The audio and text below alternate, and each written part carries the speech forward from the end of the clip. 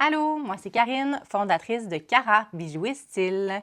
Je fête mes 10 ans très prochainement et j'avais envie, je trouvais que c'était une belle occasion de m'asseoir aujourd'hui et de me dévoiler davantage à vous pour que vous puissiez apprendre à me connaître un petit peu plus, apprendre à connaître la créatrice derrière Cara. J'organise d'ailleurs une belle soirée le 23 octobre prochain au Resto des Lys à Lévis pour célébrer le 10e anniversaire. Une vie entrepreneuriale, c'est une vie de haut et de bas, bien entendu. On vit des super belles choses à plein de niveaux et je trouvais intéressant, des beaux défis également qu'on vit. Et je trouvais intéressant de prendre du recul puis de regarder ça pour les 10 ans de Cara. En fait, j'avais tout simplement envie de me dévoiler davantage, que vous appreniez à me découvrir telle que je suis. À travers les années, parfois j'avais un petit peu plus de retenue. Tu sais, les réseaux sociaux, on montre quand même des belles choses la plupart du temps, même si on cache pas la réalité, mais il reste que des fois, c'est un petit peu plus difficile de se dévoiler. Puis j'avais envie que vous appreniez à me connaître davantage comme je suis, en toute authenticité, en toute transparence, parce que oui, je suis la créatrice, la propriétaire de Cara, mais je suis tellement autre chose aussi dans ma vie que j'ai peut-être pas l'occasion de vous faire découvrir à d'autres moments. Fait que j'avais envie de faire ça. C'est sûr que quand on commence en entrepreneuriat, on apprend aussi. On apprend sur le tas, on apprend plein de choses. Puis on ne sait pas trop non plus c'est quoi la limite entre trop se dévoiler ou pas du tout. Et moi, quand j'ai commencé, on était moins dans le storytelling et le fait de se dévoiler et tout. Donc, puis c'était pas tant naturel pour moi non plus. Donc, avec les années, j'ai beaucoup appris à ce niveau-là. Puis, on a tissé un lien de confiance aussi, là, vous et moi. Donc, j'ai de plus en plus envie de me dévoiler à vous.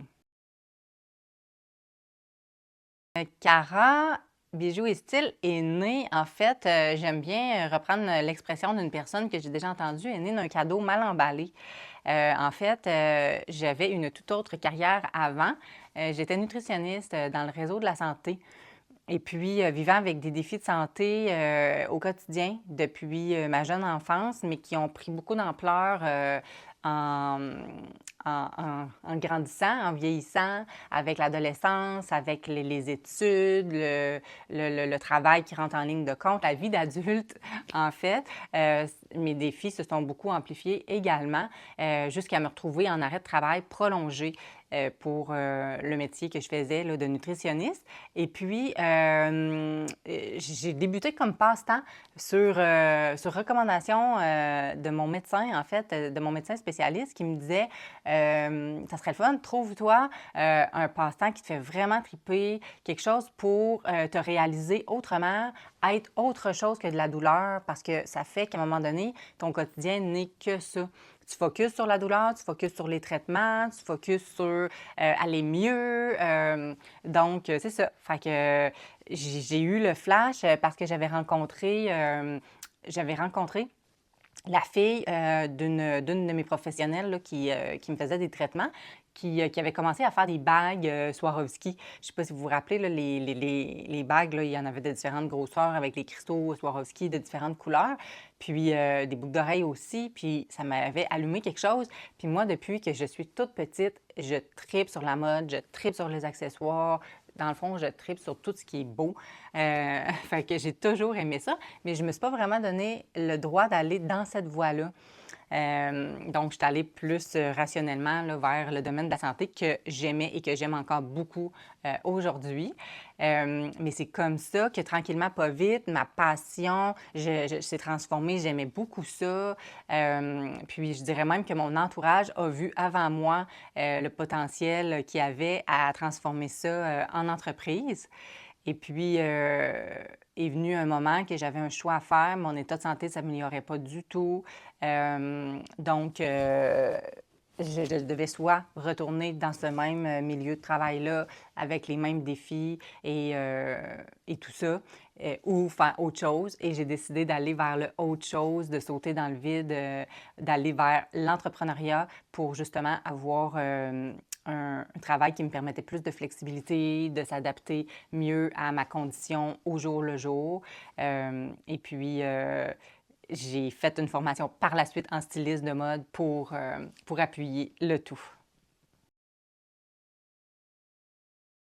Je dirais que ma vision personnelle était vraiment d'avoir un travail, une entreprise qui allait être adaptée à mes besoins, adaptée à ma condition de santé, que j'allais faire un travail qui allait me passionner, mais aussi qui allait m'apporter un équilibre de vie.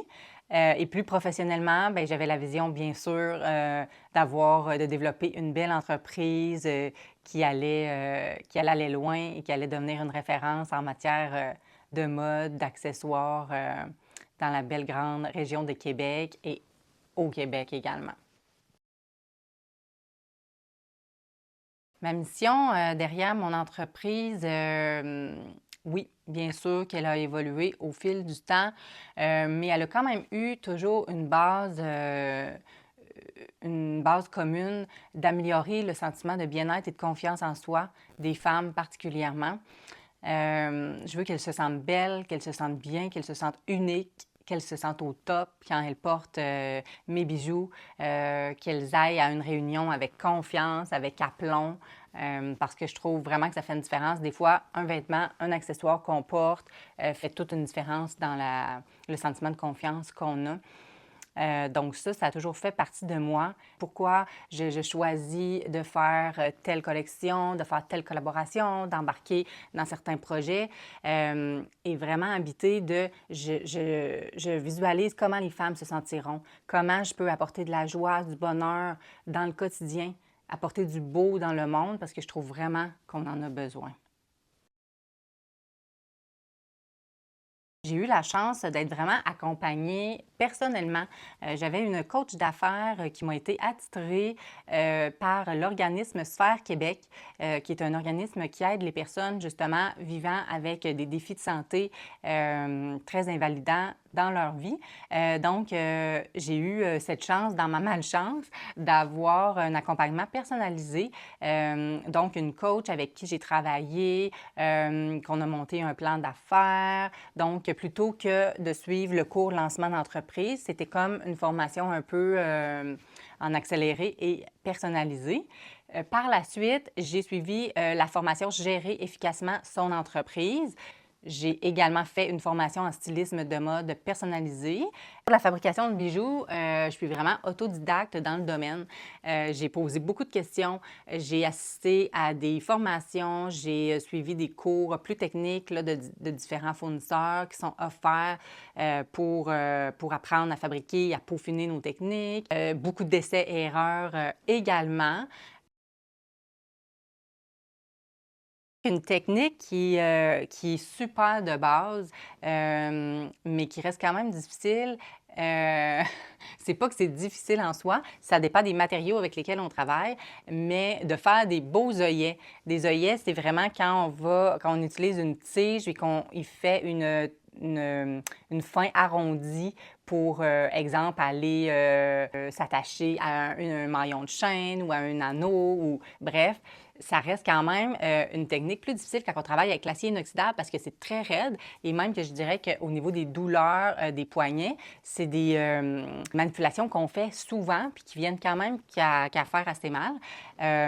Donc, il y a des petites techniques comme ça que des fois, c'est super simple, c'est banal, mais qui peuvent devenir quand même un petit peu plus corsés. J'ai tellement vu de bijoux dans ma vie où les anneaux ne sont pas bien fermés, ne sont pas ronds, ne sont pas... Il manque un petit quelque chose là, tout le temps. Moi, je suis super perfectionniste, super minutieuse. Alors, mes anneaux sont super bien fermés.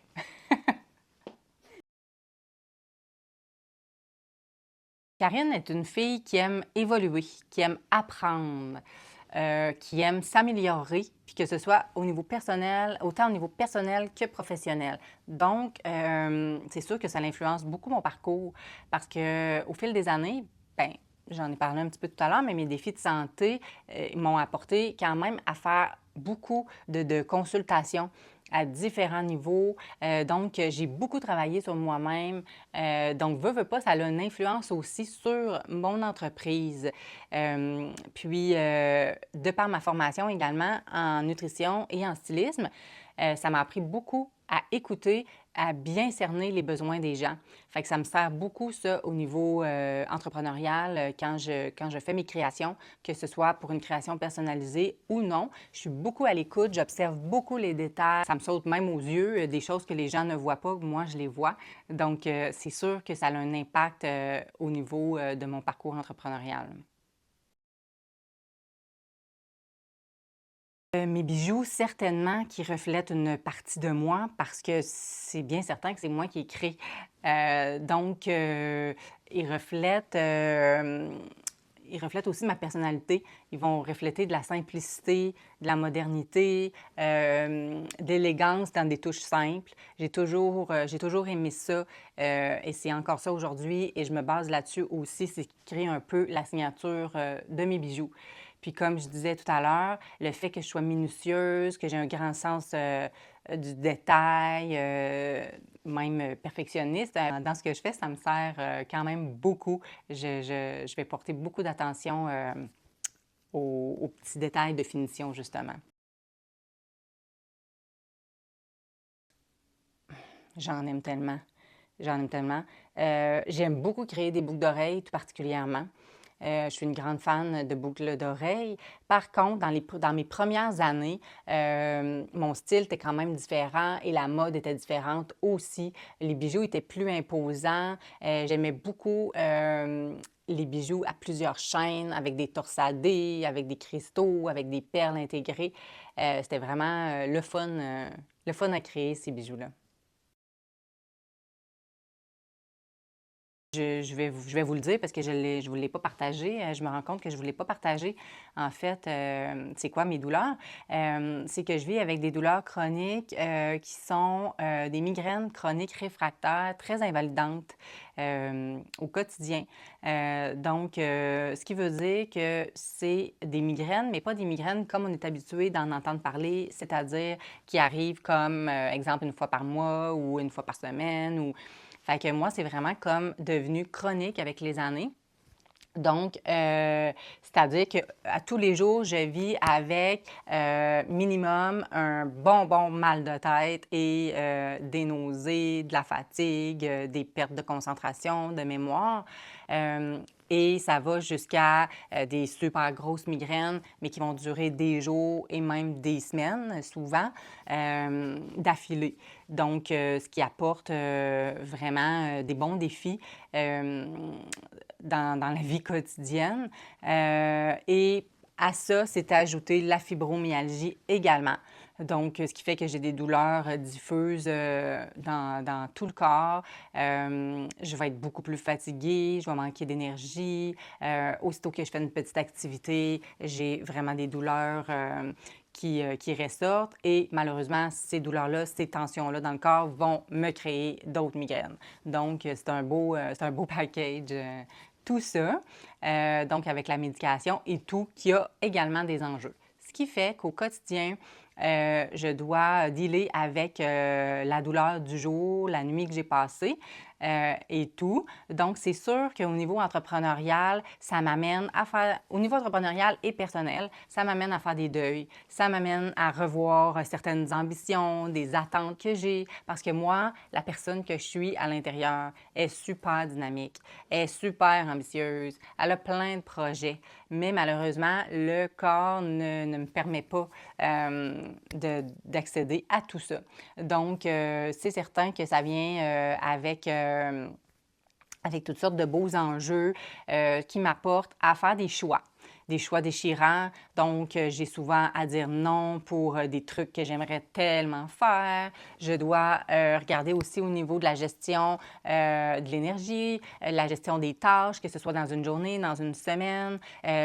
Si j'ai déjà telle chose de prévu cette semaine-là, puis qu'il s'ajoute autre chose, eh bien non, malheureusement, je vais être obligée de décliner. Puis, je dois aussi m'adapter en cours de route, donc des choses que j'avais prévues qui n'ont pas lieu. Donc, je dois accepter ça aussi. Puis, pour une performante comme moi, je vous dirais que c'est pas super facile.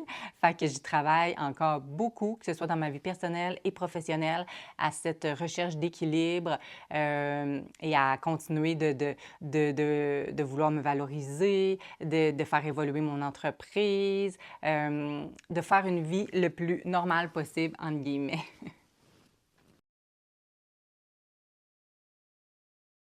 Évidemment que ça a influencé non pas seulement la façon que je gère mon entreprise, mais aussi la façon dont mon entreprise a évolué et continue d'évoluer.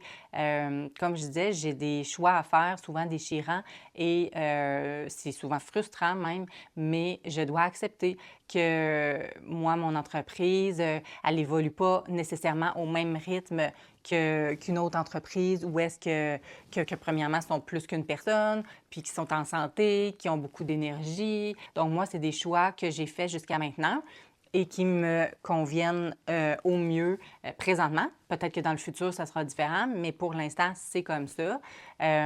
Donc, c'est sûr que j'ai beaucoup d'adaptabilité et d'acceptation à faire sur la croissance que j'aimerais donner à mon entreprise. Mais ce qu'il y a de beau là-dedans, c'est que même si ça évolue peut-être plus lentement qu'une autre à côté, ça évolue. Je regarde le beau chemin que j'ai parcouru, puis ça m'apporte beaucoup de fierté, puis j'ai beaucoup de reconnaissance aussi d'être rendue où est-ce que je suis.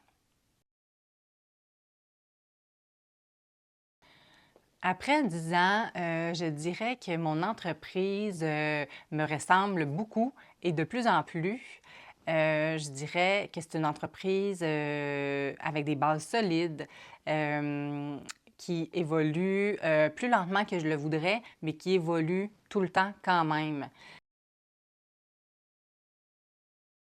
Veut pas, quand on commence, on essaie beaucoup de choses aussi et on veut plaire à beaucoup de monde. J'ai trouvé ma niche au fil du temps. Et puis, j'ai de plus en plus une clientèle qui me ressemble. Mon style aussi, vice-versa, une clientèle qui me ressemble et un style qui ressemble à ma clientèle. J'ai beaucoup peaufiné ça au fil des années et je trouve que présentement, je tiens quelque chose que j'aime beaucoup. Elle était une personne, je la décrirais comme une femme forte, mais sensible. Persévérante, bien entendu, à l'écoute des autres, toujours en constante évolution, prête à s'améliorer. Une personne qui recherche la simplicité, mais avec une petite touche de raffinement. Cara est une fille qui aime les tendances, mais tout en restant intemporelle.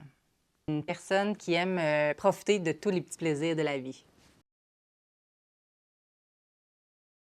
Bien, en fait, c'est tellement d'évolution, tellement d'apprentissage, des belles rencontres, des nouvelles amitiés qui sont nées de l'entrepreneuriat, des liens qui se sont tissés avec des collaborateurs. Aussi, ce que je remarque avec ma clientèle, c'est un sentiment d'appartenance de plus en plus à la marque. Ça me fait beaucoup plaisir. La Karine d'il y a 10 ans versus la Karine d'aujourd'hui, je dirais qu'elle a plus confiance, elle a plus d'assurance, même si j'ai encore beaucoup de chemin à faire à ce niveau-là parce que je suis partie de loin, mais je vois quand même une belle évolution. C'est d'ailleurs ce qui ce qui m'amène à vouloir davantage me dévoiler à vous, c'est d'avoir plus cette confiance-là, peut-être que je n'avais pas avant. Je suis plus calme aussi. Je suis moins dans le désir de vouloir plaire à tout le monde, de pas passer à côté des opportunités, d'avoir peur de ne pas faire ça ou de manquer le bateau. Je me fais beaucoup plus confiance et je fais confiance aussi que ce qui doit arriver arrive au bon moment. Bien sûr, à la base de mon entreprise, il y a la création. J'adore créer. Pour moi, là, m'en venir dans mon atelier avec dans le seul but de créer, c'est le bonheur total. Ça me fait du bien. Ça fait du bien à ma santé physique, mentale, même si physiquement c'est difficile, on ne se cachera pas, la posture est quand même, faire plusieurs heures dans la fabrication, c'est quand même ardu, mais j'adore ce que ça m'apporte. J'écoute de la radio, je me mets des podcasts, que ce soit au niveau entrepreneurial ou croissance personnelle, quelque chose que je trouve agréable, puis je crée. C'est d'ailleurs une des choses que j'ai trouvé parfois difficile d'allier l'entrepreneuriat au côté artistique. C'est vraiment de laisser des fois le créer pour le plaisir versus créer pour est-ce que c'est rentable pour une entreprise. C'est souvent, là, quand on a un domaine artistique, c'est souvent un bon défi entrepreneurial, mais je pense que je réussis quand même à trouver un bon équilibre. J'ai appris beaucoup avec les années également, bien entendu. Je reviens à dire qu'au quotidien, j'adore créer, mais j'adore aussi faire des rencontres. J'adore les connexions humaines. J'adore connecter avec ma communauté. Oui, parce qu'on est toujours en virtuel, mais justement, quand je fais mes événements, quand je fais des pop-up, des boutiques éphémères, des marchés, j'adore aller à votre rencontre et c'est ce qui me nourrit justement pour continuer de créer. Les plus grands défis au niveau personnel et entrepreneurial, ben c'est bien entendu de dealer avec ma condition et de respecter le plus possible mes limites, d'accepter également que c'est comme ça pour le moment, puis que c'est mes réalités. Euh, mais je dirais aussi, si je regarde plus au niveau vraiment entrepreneurial, c'est justement jumeler le côté artistique et entrepreneurial, de la gestion aussi, d'apprendre. Ça a été un gros apprentissage parce qu'on apprend ça où dans la vie quand on n'a pas de formation? La gestion de l'inventaire, les matériaux, de ne pas trop en accumuler, mais d'en avoir suffisamment pour répondre à la demande, d'avoir de la nouveauté, mais d'écouler aussi le stock qu'on a en inventaire. Il y a quand même une bonne gestion reliée à ça aussi parce que j'ai fait beaucoup de services personnalisés, j'ai fait beaucoup de créations personnalisées et j'y mettais énormément de temps. Je ne mettais pas beaucoup de limites. J'offrais vraiment différentes options. J'y passais énormément de temps. Donc, ce qui fait qu'au niveau entrepreneurial, c'était pas nécessairement une décision bien rentable. Donc, c'était bien agréable pour la créatrice, mais ça a pratiqué aussi mon affirmation de soi, ce qui fait partie de mes défis personnels également. Donc, d'apprendre à mettre des limites, à respecter un certain cadre également. Donc, ça, j'ai beaucoup appris à ce niveau-là.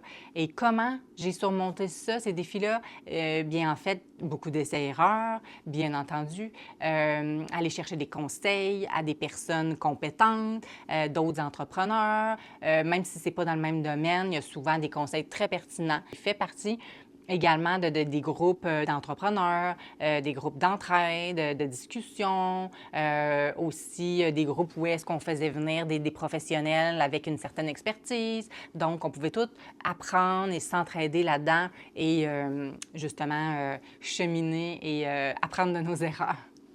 Le fait également que je vienne d'une famille d'entrepreneurs, c'est sûr qu'à certains niveaux, tu sais, je pouvais avoir du support pour, même si je n'avais pas nécessairement de réponse à mes questions, j'ai quand même été chercher un certain bagage à ce niveau-là parce que c'était des entreprises vraiment là, dans des domaines tout autres et à une époque où il n'y avait pas de réseaux sociaux et où est-ce que c'était pas la même game non plus, l'entrepreneuriat.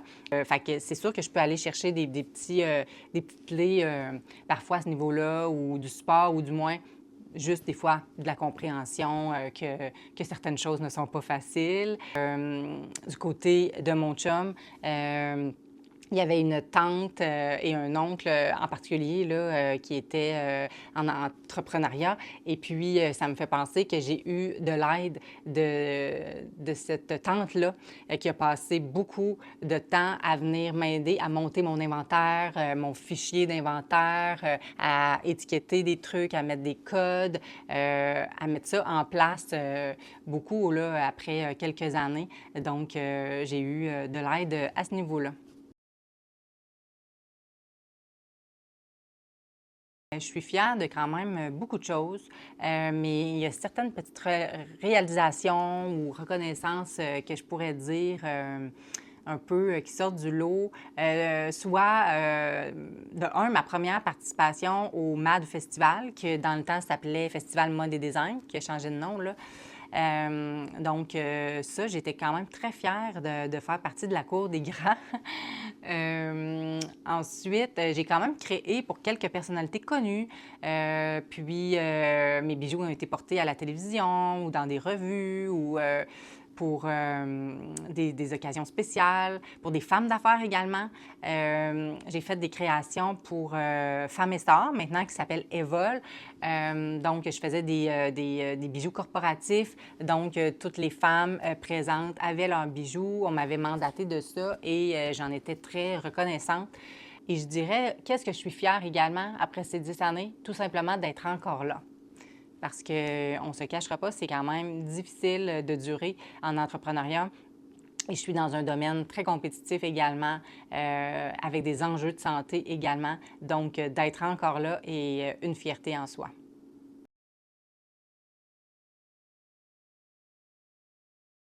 Un de mes plus beaux souvenirs des 10 dernières années, en fait, j'en ai beaucoup. Je ne saurais tous les nommer. C'est sûr que ma collection entrepreneur fait partie de mes beaux souvenirs.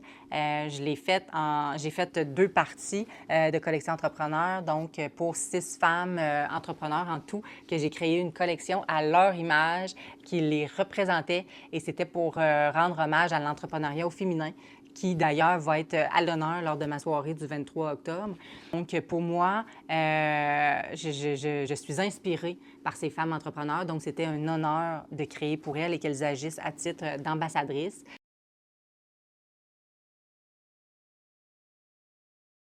Vous allez me dire, ça date quand même longtemps, mais je remonte à mon premier lancement, justement, il y a 10 ans.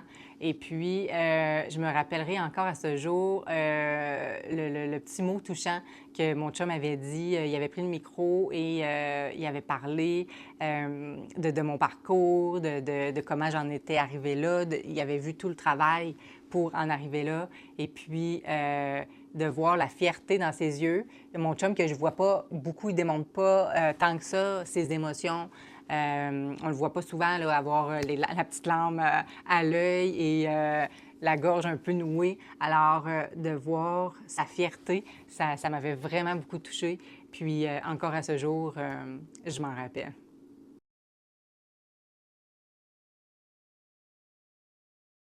À chaque création, je souhaite toujours faire passer le message que chaque femme puisse être elle-même. Je souhaite profondément que chaque femme ose être elle-même et se montrer telle qu'elle est et se sentir la plus belle.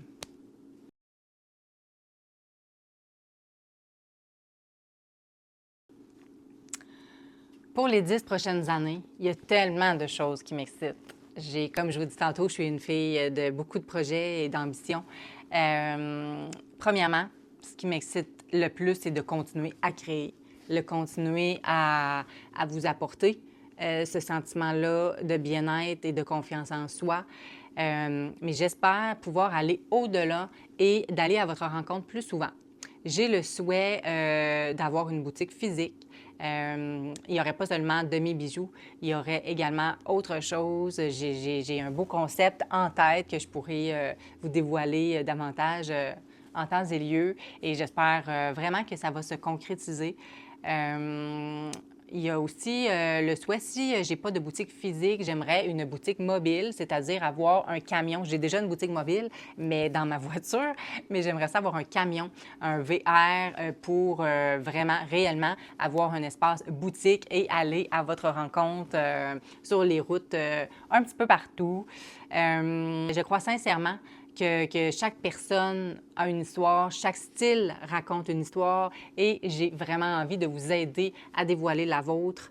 Donc, de développer davantage mes services de stylisme personnalisé fait partie également de mes rêves, de mes projets.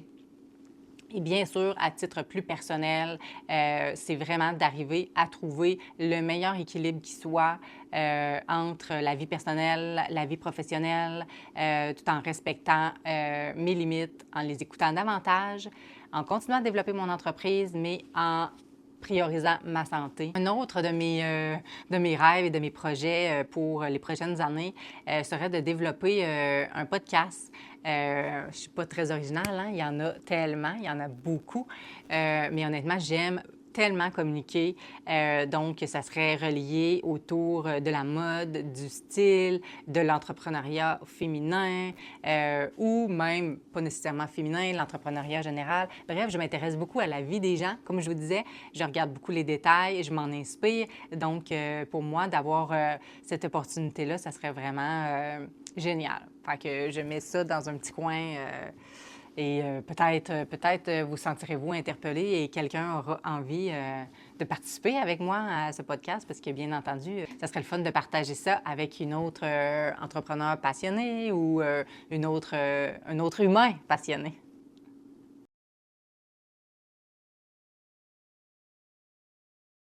Alors, mon bel événement de 10 ans qui arrive très bientôt, qui est le 23 octobre prochain, dès 18h au Délice Resto Lounge, qui est situé à Lévis. Je trouvais ça super intéressant de refaire mon événement de 10 ans là-bas, puisque c'est là qu'a eu lieu mon tout premier lancement de collection, donc le 15 octobre 2015. Donc, c'est ça. Fait que je vous lance l'invitation. C'est une belle soirée dans la simplicité, dans le glamour. On va s'amuser. Il va y avoir un cocktail de bienvenue. Il va y avoir des petites bouchées qui vous seront servies. Il va y avoir un bar à bonbons. Il va y avoir un petit défilé également pour présenter certaines nouveautés. Je vais avoir en exclusivité, je la garde en primeur pour vous, ma nouvelle collection automne-hiver. Je vais avoir ma collection spéciale 10 ans. Je vous réserve des belles surprises pour ça. Et peut-être que j'aurai aussi des petites exclusivités sur ma collection des fêtes pour vous. Donc, pour vous remercier d'être là ce soir-là, j'ai plein de belles choses qui vous attendent, des cadeaux avec achat. J'ai plusieurs tirages, j'ai tellement de belles choses, j'ai des beaux partenaires pour vous gâter. Également, je vais remettre un montant des ventes et même un montant par personne présente à deux organismes qui me tiennent à cœur vu ce que moi je vis dans ma réalité. Donc, à Migraine Québec et à l'Association de fibromyalgie. C'est ça, j'ai le goût, ça me tient toujours à cœur. De par ma collection entrepreneur, je le faisais avec pour d'autres causes. Et cette fois-ci, pour mes 10 ans, j'ai décidé d'y aller avec des causes qui me touchent personnellement au quotidien. Donc, j'y vais avec ces deux organismes-là. Donc, simplement par votre présence, vous allez faire une différence. Je vous dirais, c'est une soirée à ne pas manquer. Venez célébrer avec nous. Ça va tellement me faire plaisir que vous soyez des nôtres. Je tiens vraiment à vous dire merci. Donc, tout simplement, sincèrement, merci d'être là. Merci d'avoir été là. Merci de faire partie de l'histoire de Cara. Merci pour votre fidélité, votre support, vos encouragements. Je le répète souvent, mais vous faites la différence. Chaque entreprise est là parce que vous êtes là. Donc, vraiment, merci et ça me donne vraiment envie de continuer à créer pour vous, d'y mettre tout mon cœur, toute ma passion. Donc, c'est ce qui m'a donné aussi envie de me dévoiler un petit peu plus à vous, que vous appreniez à me connaître. Ça me fait super plaisir de de m'ouvrir à vous comme ça, en toute transparence. Moi, je prône ça, je prône l'authenticité. C'est ce qui m'avait donné envie de faire ça aujourd'hui. Puis j'espère que vous avez apprécié. Merci d'avoir été à l'écoute. Puis je vous dis à très bientôt.